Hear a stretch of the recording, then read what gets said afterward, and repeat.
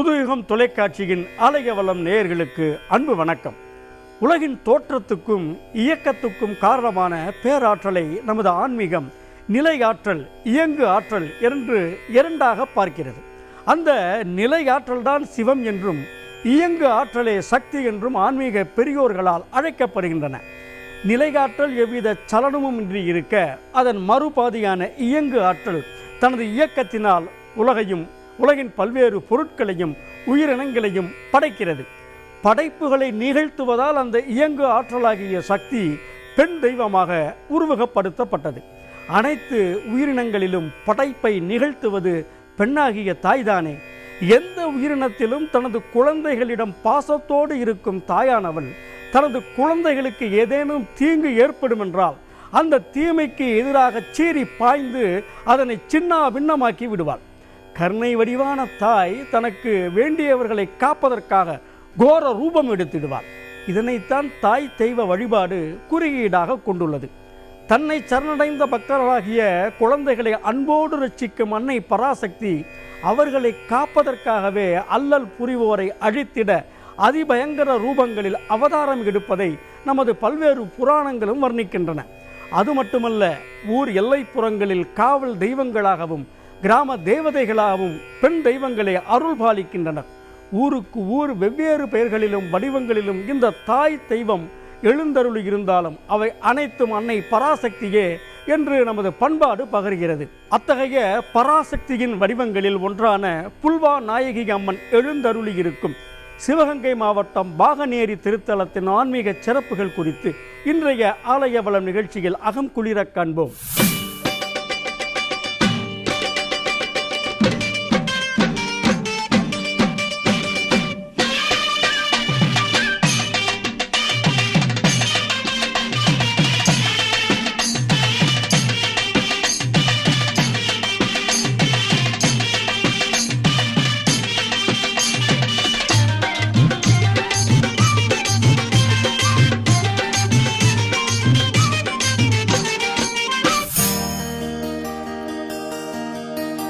துயரப்படுவோரை தேற்றுவதற்கு கட்டுப்பிடி வைத்தியம் செய்வதை ஒரு திரைப்படத்தில் நிகழ்ச்சியோடு காட்டியிருப்பார்கள். அதனைப் போல துன்பத்தில் துவளும் பக்தர்கள் கொடிமரத்தை கட்டிக்கொண்டு தங்களது குறைகளை களையுமாறு அம்மனிடம் வேண்டிக் கொள்ளும் அதிசய ஆலயம் ஒன்று உள்ளது. சிவகங்கை மாவட்டம் பாகநேரியில் உள்ள புல்வா நாயகி அம்மன் திருக்கோவில்தான் அந்த அதிசய ஆலயம். பக்தர்களின் துயரங்களை போக்கி காப்பாற்றும் அன்பே வடிவான இந்த அம்மனுக்கு புல்வா நாயகி அம்மன் என்ற வித்தியாசமான திருப்பெயர் எப்படி ஏற்பட்டது? அது பற்றி கூறப்படும் ஸ்தல புராண கதையை முதலில் காண்போம். முன்னொரு காலத்தில் அசுரன் ஒருவன் தான் பெற்ற வரத்தின் பலத்தை தவறாக பயன்படுத்தி மக்களை எல்லாம் துன்பப்படுத்தி வந்தானாம். அவனது தொல்லைகளை பொறுக்க முடியாத முனிவர்களும் பாமர மக்களும் தங்களை ஈஸ்வரன் காப்பாற்ற வேண்டும் என்று மனமுருக வேண்டிக் கொண்டார்களாம். அப்போது கைலாய மலையில் சிவபெருமானின் கண்களை அன்னை பார்வதி தேவி விளையாட்டாக பொத்தினாராம். அதனால் கோபமடைந்த சிவபெருமான் பார்வதி தேவியை பூலோகத்தில் பிறக்குமாறு உத்தரவிட்டாராம். உண்மையில் அன்னை பார்வதியின் மூலமே அந்த அரக்கன் அழிக்கப்பட வேண்டும் என்பதால் தான் அவ்விதம் கோபம் கொண்டதை போல் நடித்து சிவபெருமான் கட்டளையிட்டாராம். சிவபெருமானின் உத்தரவுப்படியே பூலோகத்தில் பராசக்தி அவதரித்த போது அவரை கண்டு ஆத்திரமடைந்த அசுரன் போருக்கு வந்தானாம். இருவருக்குமிடையே உக்கிரமான போர் நடைபெற்றது. மாய வித்தைகள் தெரிந்த அந்த அரக்கன் வெவ்வேறு வடிவங்களை எடுத்து போர் புரிந்தான். மாயவனின் தங்கையல்லவா பராசக்தி, ஆகையால் அவரும் அசுரன் எடுத்த வடிவங்களுக்கு மாறாக வெவ்வேறு வடிவங்களை எடுத்து அவனை தொடர்ந்து தோற்கடித்து வந்தாராம். அன்னையின் தாக்குதல்களுக்கு தாக்குப்பிடிக்க முடியாமல் இறுதியில் புல் வடிவம் எடுத்து அந்த அசுரன் தப்பிக்க முயன்றானாம். உடனடியாக அன்னை பராசக்தி மான் வடிவம் எடுத்து அந்த புல்லையெல்லாம் மேய்ந்து அசுரனை அழித்து விட்டாராம். பின்னர் அந்த பகுதியிலேயே மான் வடிவத்தில் தங்கிவிட்டாராம். அந்த பகுதியில் மேய்ந்து கொண்டிருந்த அழகான புதிய மானை கண்டு பொதுமக்கள் ஆவலுடன் நெருங்கிய போது மான் வடிவிலிருந்த அம்பிகை ஓடிச் சென்று பூமிக்குள் ஓரிடத்தில் புகுந்து கொண்டாராம். திகைத்து போன மக்கள் அந்த பகுதியில் பூமியை தோண்டி பார்த்தபோது மானுக்கு பதில் அம்மனின் திரு விக்கிரகம் கிடைத்ததாம். மகிழ்ச்சியடைந்த மக்கள் அந்த சிலையை பிரதிஷ்டை செய்து வழிபடத் தொடங்கினர். மானாக மாறி புல்லை மேய்ந்ததால் புல்வாய் நாயகி என்று பெயர் சூட்டினார்களாம். அந்த திருப்பெயரே பின்னர் புல்வா நாயகி என்று திரிந்து போனதாக ஸ்தல வரலாற்று கதை தெரிவிக்கிறது.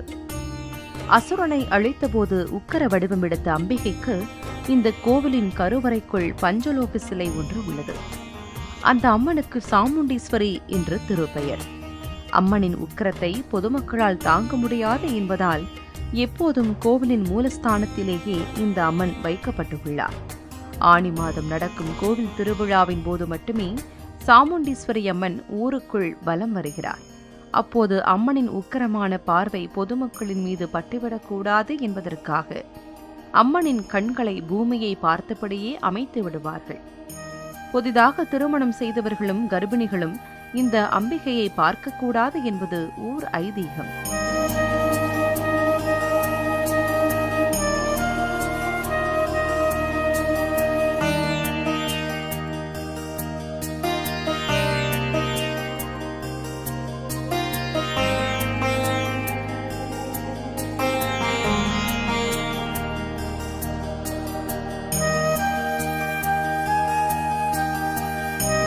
பதினெட்டு புராணங்களை இயற்றிய வேதவியாச முனிவர் அன்னை பராசக்தியின் பல்வேறு அவதாரங்கள் தொடர்பாக எழுதிய நூல்தான் ஸ்ரீமத் தேவி பாகவதம். 12 காண்டங்களையும் 318 அத்தியாயங்களையும் கொண்ட இந்த பெரிய நூலில் துர்க்கை அவதாரம் குறித்து 3 அத்தியாயங்களில் கூறப்பட்டுள்ளது. தாய்மை, வலிமை, பாதுகாப்பு, போர், வெற்றி, அழிப்பு ஆகியவற்றோடு தொடர்புடைய தெய்வமாக துர்க்கை வர்ணிக்கப்பட்டுள்ளார். இவ்வாறாக வலிமையும் தாய்மையும் இணைந்த துர்காதேவியின் ஓர் அம்சமாக திகழும் பாகனேரி புல்வா நாயகி அம்மன் திருக்கோவில் தொடர்பான ஆலய வளம் நிகழ்ச்சி சிறிய இடைவேளைக்கு பின் தொடரும்.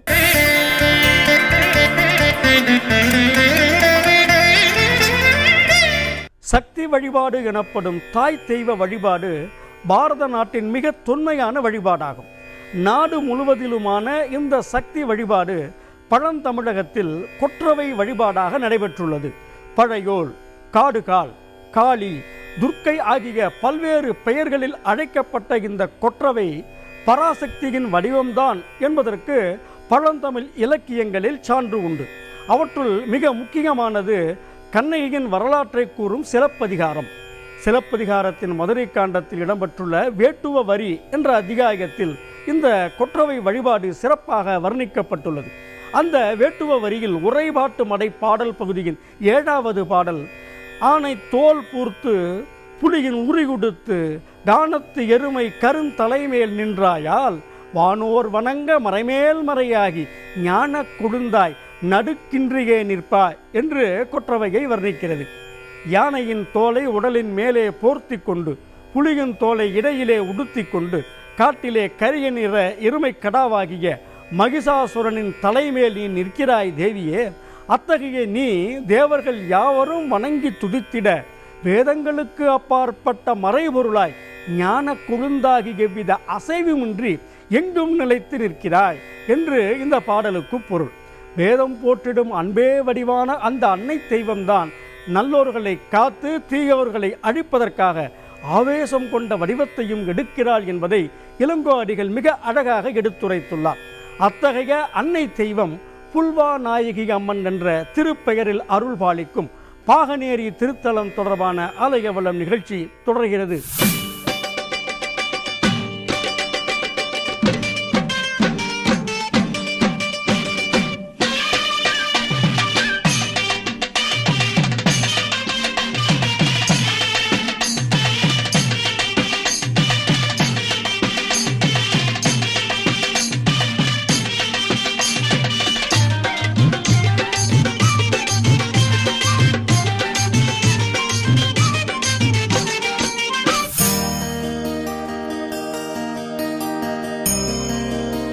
வாகனேரியில் மிகப்பெரிய திருக்குளத்தின் கரையில் புல்வா நாயகி அம்மன் திருக்கோவில் அமைந்திருக்கிறது. குளக்கரையில் சிறிய அழகான ராஜகோபுரம் பக்தர்களை வரவேற்கிறது. கோபுர நுழைவாயிலின் இருபுறத்திலும் துவாரபாலகரும் துவாரபாலிகையும் கம்பீரமாக அமர்ந்து உள்ளனர்.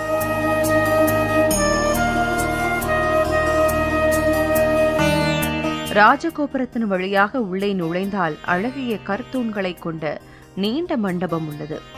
மண்டபச் சுவரின் மேலே சுதை வடிவ சிற்பங்களாக ராஜராஜேஸ்வரி அம்மனும், இருபுறங்களில் லக்ஷ்மி, சரஸ்வதி மற்றும் கணபதி, சுப்பிரமணியரின் திருவுருவங்களும் செதுக்கப்பட்டுள்ளன.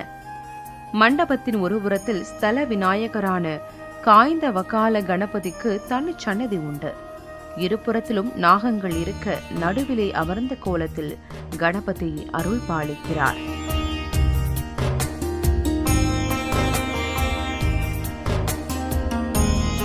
அடுத்ததாக அம்மன் சன்னதி நுழைவாயிலிலும் ஒரு புறத்தில் துவாரபாலகரும் மறுபுறத்தில் துவாரபாலிகையும் வீற்றிருக்கின்றனர். சன்னதி நுழைவாயிலின் மேலே உள்ள சுவரில் ராஜராஜேஸ்வரி அம்மன் வீற்றிருக்கும் கோலத்திலும் அவருக்கு இருபுறத்திலும் லக்ஷ்மி, சரஸ்வதி ஆகிய தேவியர் நின்ற வடிவிலும் வண்ணச்சுதை சிற்பங்களாக அருள் பாலிக்கின்றனர்.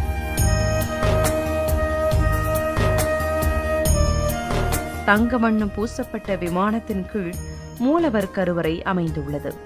கருவறைக்குள் புல்வாநாயகி அம்மன் 8 திருக்கரங்களில் ஆயுதங்களை ஏந்தியபடியும் அக்னி ஜடாமுடியுடனும் அமர்ந்த திருக்கோலத்தில் அருளாட்சி புரிகிறார். அம்மன் சன்னதி எதிரே நீண்ட கொடிமரம் உள்ளது. அந்த கொடிமரத்தின் கீழே அம்மன் சன்னதியை பார்த்தபடி மற்றொரு அம்மன் விக்கிரகம் அமர்ந்த கோலத்தில் உள்ளது. திருக்கோவிலுக்கு முன்புறம் உள்ள திருக்குளத்தில் மீன்களோடு வஜ்ர கிரீடம் எனப்படும் சிறப்புத்தன்மை வாய்ந்த புழுக்களும் உள்ளன. பிரார்த்தனை செய்து கொள்ளும் பக்தர்கள் மிகவும் புனிதமாக மதிக்கப்படும் இந்த திருக்குளத்தில் நீராடிவிட்டு கோவிலுக்கு வந்து அம்மன் சன்னதி எதிரே உள்ள கொடிமரத்தை கட்டிப்பிடித்துக் கொண்டு அம்மனிடம் தங்கள் குறைகளை கூறி நிவர்த்தி செய்யுமாறு வேண்டிக் கொள்கிறார்கள். பிறரால் அநீதி இழைக்கப்பட்டவர்களும், செய்யாத தவறுக்கு தண்டனை பெற்றவர்களும், அடுத்தவரை நம்பி ஏமாந்து போனவர்களும், பொருள்களை தொலைத்தவர்களும் தங்களுக்கு நீதி கிடைக்க வேண்டி இவ்விதம் வழிபடுகிறார்கள். தன்னை தஞ்சமடைந்தவர்களுக்கு புல்வாநாயகி அம்மன் கட்டாயம் நீதி கிடைக்க செய்வார் என்பது பக்தர்களின் நம்பிக்கை. வேண்டுதல் நிறைவேறியவர்கள் பின்னர் இந்த திருக்கோவிலில் நடைபெறும் திருவிழாவின் போது நேர்த்திக்கடனாக மஞ்சு விரட்டு நடத்துவது இந்த ஆலயத்தின் சிறப்பம்சமாகும். பாகனேரி புல்வாநாயகி அம்மன் திருக்கோவில் பிரகாரத்தில் ஸ்தல விருட்சமான நெய்கொட்டாமரம் உள்ளது. இந்த மரத்தின் கீழ் பீட வடிவத்தில் அக்னியாம்பாள் எழுந்தருளியிருக்கிறார். பக்தர்கள் இந்த பீடத்துக்கு மஞ்சள் குங்குமத்தால் அபிஷேகம் செய்தும் வேண்டிக் கொள்கிறார்கள். புல்வாநாயகி அம்மன் உற்சவ மூர்த்திக்கு பால், தயிர், பன்னீர், சந்தனம், விபூதி, குங்குமம் ஆகியவற்றை கொண்டு நடத்தப்படும் அபிஷேகம் பக்தர்கள் காண வேண்டிய தெய்வீக திருக்காட்சியாகும். கோவில் பிரகாரத்தில் மற்றொரு விநாயகர் சன்னதியும் அமைந்திருக்கிறது. 4 திருக்கரங்களுடன் அமர்ந்த திருக்கோலத்தில் அண்ணாபூரணா தேவியும் மற்றொரு தனிச்சன்னதியில் அருள் பாலிக்கிறார். இருபுறமும் நாகங்கள் புடைசூழ முனீஸ்வரரும் தனிச்சன்னதியில் எழுந்தருளியுள்ளார். அவரது இடது கரமானது கதாயுதத்தை பிடித்திருக்க மற்றொரு கதாயுதமும் அவர் மேலே சார்த்தப்பட்டுள்ளது.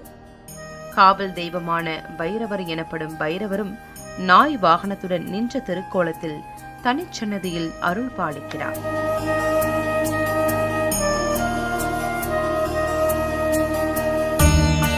வஜ்ரகிரீடம் எனப்படும் ஒரு வகை புழு காலப்போக்கில் கடினத்தன்மை வாய்ந்த கல்லாக மாறிவிடுமா. இந்த வகை கல்தான் புனிதமாக போற்றப்படும் சாலக்கிராம கல் ஆகும். இவ்வாறு சாலக்கிராம கற்களாக மாறக்கூடிய தன்மை வாய்ந்த வஜ்ரகிரீட புழுக்கள் உள்ள விசேஷ திருக்குளத்தை கொண்டுள்ள பாகனேரி புல்வாநாயகி அம்மன் திருக்கோவில் தொடர்பான ஆலய வலம் நிகழ்ச்சி சிறிய இடைவேளைக்கு பின் தொடரும்.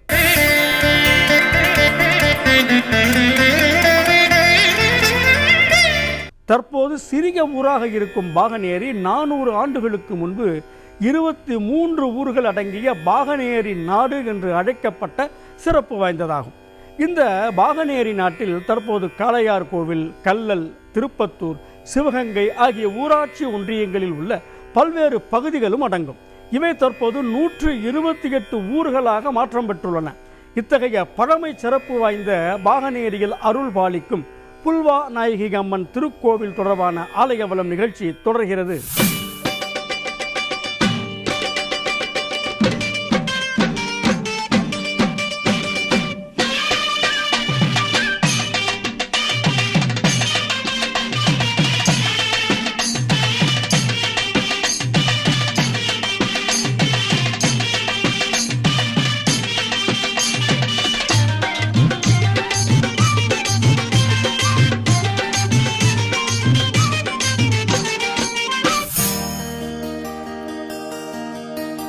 சிவகங்கை சமஸ்தான தேவஸ்தானத்தின் கீழ் நிர்வகிக்கப்படும் பாகனேரி புல்வாநாயகி அம்மன் திருக்கோவிலில் ஆண்டுதோறும் புரட்டாசி மாதத்தில் நவராத்திரி விழா 10 நாட்களுக்கு வெகு சிறப்பாக நடத்தப்படுகிறது.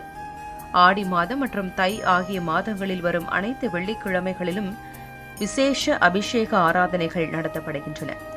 இந்த ஆலயத்தின் முக்கிய திருவிழா ஆணி மாதத்தில் 10 நாட்களுக்கு வெகு சிறப்பாக கொண்டாடப்படுகிறது. கொடியேற்றத்துடன் இந்த விழா தொடங்குகிறது. திருவிழா தொடங்குவதற்கு 5 நாட்களுக்கு முன்பதாகவே அருகில் உள்ள அனைத்து கிராமங்களுக்கும் திருவிழாவுக்கு ஒத்துழைப்பு அளிக்குமாறு திருமுகம் அனுப்பப்படுகிறது. திருவிழா காப்பு கட்டும் நாளுக்கு முதல் நாள் வாஸ்து சாந்தி நடத்தப்படுகிறது. காப்பு கட்டும் நாளன்று பல்வேறு சமுதாயத்தினரும் பாரம்பரிய வழக்கப்படி திருவிழாவுக்கு உரிய பொருட்களை தாரை தப்பட்டை மேளதாள முழக்கங்களோடு ஊர்வலமாக கோவிலுக்கு எடுத்து வருகின்றனர். பின்னர் கோவில் அருகே உள்ள பொட்டலில் வடம் போடுதல் என்னும் விளையாட்டு நடைபெறும். புல்வாநாயகியம்மன் கோவில் காளையின் கழுத்தில் 50 அடி நீளமுள்ள கயிற்றின் நடுப்பகுதி கட்டப்பட்டு காளையை இளைஞர்கள் சீண்டி விடுவார்கள். சீறி வரும் காளையை யார் மீதும் பாயாத வகையில் கயிற்றை கொண்டு கட்டுப்படுத்துவதே இந்த வடம் போடும் விளையாட்டாகும். இதனைத் தொடர்ந்து பக்தர்களின் நேர்த்திக் கடனுக்கான மஞ்சு விரட்டும் நடத்தப்படுகிறது. விழா நடைபெறும் 10 நாட்களும் புல்வாநாயகி அம்மன் ஊர்வலம் வருவதற்கு முன்பாக சீவுளி அம்மன் என்னும் தெய்வத்தை பல்லக்கில் வைத்து வலம் வருவது இந்த ஆலயத்தின் மரபாக உள்ளது. நாடகம், தெருக்கூத்து, வானவேடிக்கை ஆகிய பாரம்பரிய கலை அம்சங்களுடன் திருவிழா நடத்தப்படுகிறது.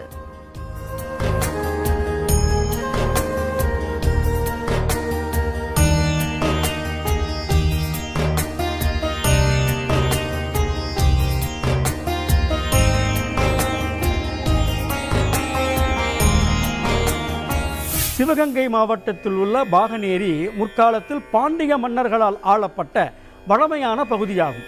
பிற்காலத்தில் குறுநில மன்னர்களாலும் ஜமீன்தார்களாலும் ஆளப்பட்டுள்ளது. பாகனேரியில் பெரிய கண்மாய்க்கு அருகே கடந்த 1655ஆம் ஆண்டைச் சேர்ந்த கல்வெட்டு ஒன்று கிடைத்துள்ளது. அந்த கல்வெட்டில் மேலை திருத்தியூர் முட்டத்து பாகனேரி என்று இந்த ஊரின் பெயர் குறிப்பிடப்பட்டுள்ளது. அந்த கல்வெட்டில் இந்த ஊரில் உள்ள திருமடத்துக்கு காளையப்பன் என்பவர் ஏந்தல் எனப்படும் குளத்தையும் அதனை சார்ந்த நிலபுலங்களையும் தானமாக வழங்கியது பற்றி கூறப்பட்டுள்ளது. அத்துடன் பாகனேரியில் சண்டீஸ்வரமுடையார் கோவில் மற்றும் புல்வாயில் நாச்சியார் கோவில் அமைந்திருப்பது பற்றியும் குறிப்பிடப்பட்டுள்ளது.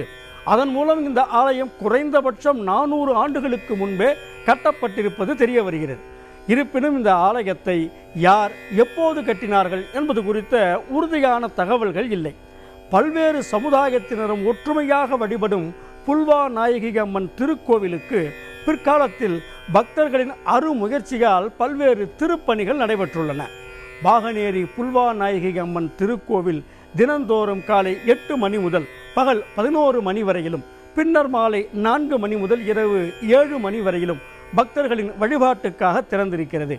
மதுரையில் இருந்து 66 கிலோமீட்டர் தொலைவிலும், காரைக்குடியில் இருந்து 29 கிலோமீட்டர் தொலைவிலும் பாகனேரி திருத்தலம் அமைந்துள்ளது.